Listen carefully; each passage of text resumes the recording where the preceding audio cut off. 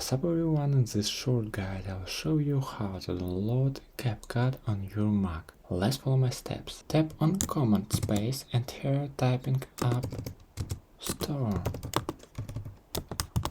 And just type Enter.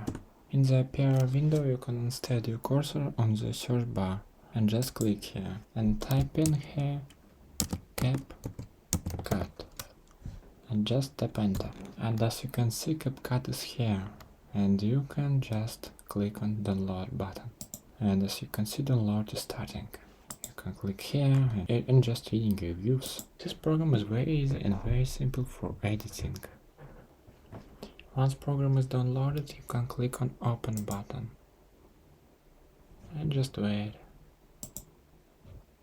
And as you can see, program is started. You can click on new project, and also you can click on Finder, new file window, and here choose application and just find CapCut here. As you can see, CapCut is here. You can start it. That's it. I hope it helps. You can watch this new video or this playlist about CapCut.